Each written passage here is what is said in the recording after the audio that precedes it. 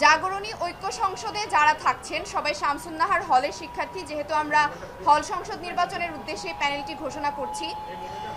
জাগরণী ঐক্য সংসদের সহসভাপতি হিসেবে থাকছেন স্মৃতি আফরোজ সুমি, সাধারণ সম্পাদক সামিয়া মাসুদ মম, সহকারী সাধারণ সম্পাদক নিয়নমণি, সাহিত্য সম্পাদক ইসরাত জাহান সুমনা, সংস্কৃতি সম্পাদক উমা রানী পোদ্দার, পাঠকক্ষ সম্পাদক ইসরাত জাহান গয়না, অভ্যন্তরীণ ক্রীড়া সম্পাদক আশা তালুকদার, সমাজসেবা সম্পাদক সুমাইয়া ইসলাম সিফাত এবং সদস্য ৩ জন হলেন যথাক্রমে জেবা সাইমা, রাফা উসরাত জামান এবং মাইশা ফাহমিদা।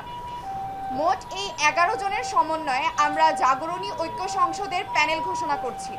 জাগরণী ঐক্য সংসদের মূল উদ্দেশ্য হচ্ছে শামসুন্নাহার হলের শিক্ষার্থীদের সার্বিক কল্যাণের উদ্দেশ্যে কাজ করা এবং শিক্ষার্থীদের অধিকার আদায়ে সদা জাগ্রত এবং সচেতন থাকা।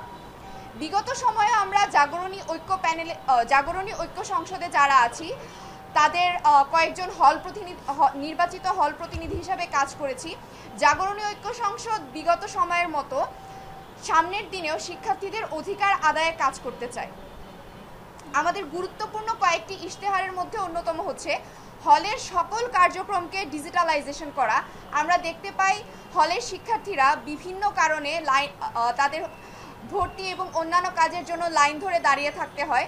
এই কার্যক্রমগুলো আমরা ডিজিটালাইজড করতে চাই এবং শিক্ষার্থীরা, বিশেষ করে নারী শিক্ষার্থীদের হলে দেখেছি আমরা শামসুন্নাহার হলে যখন শিক্ষার্থীরা প্রবেশ করে তাদের কাছ থেকে বারবার কার্ড দেখতে চাওয়া হয়। অনেক সময় গেটে পুরুষ দাদুরা থাকেন, তারা তাদের হয়তো মাঝে মধ্যে চেহারাও দেখতে চান। এই ধরনের অভিযোগ আমাদের কাছে এসেছে। সেই অভিযোগের প্রেক্ষিতে আমরা জাগরণী ঐক্য সংসদ থেকে উদ্যোগ নিয়েছি এবং আমাদের অন্যতম একটি নির্বাচনী ইশতেহার হলো হলে প্রবেশের যেই প্রক্রিয়াটি আছে সেটি ডিজিটালাইজেশন করা, অর্থাৎ যাতে কার্ড পাঞ্চ করার মাধ্যমে শিক্ষার্থীরা হলে প্রবেশ করতে পারে সেটির ব্যবস্থা করা। এতে করে শিক্ষার্থীদের হয়রানি কমবে এবং হলের অভ্যন্তরের নিরাপত্তা ব্যবস্থা আরও জোরদার হবে।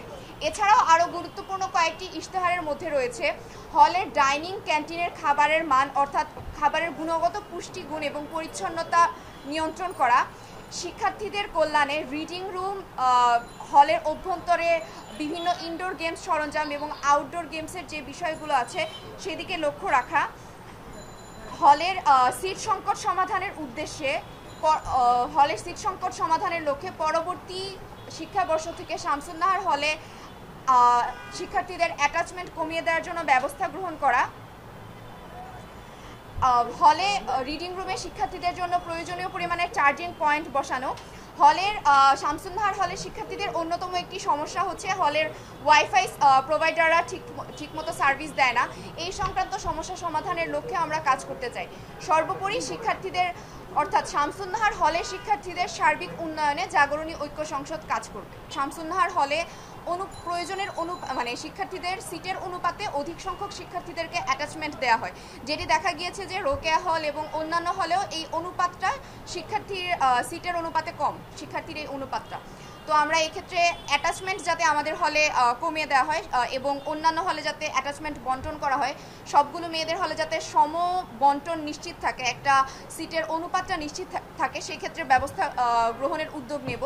এবং তাছাড়াও আমাদের হচ্ছে যেটা করার কথা ছিল যে আমরা জানি যে এই ডিসেম্বরে আমাদের হল প্রশাসন থেকে জানানো হয়েছে যে ঢাকা বিশ্ববিদ্যালয় প্রশাসন জানিয়েছে যে শিক্ষার্থীদের জন্য তারা বিশেষ করে ছাত্রীদের জন্য নতুন 2টি হল নির্মাণ করতে যাচ্ছে।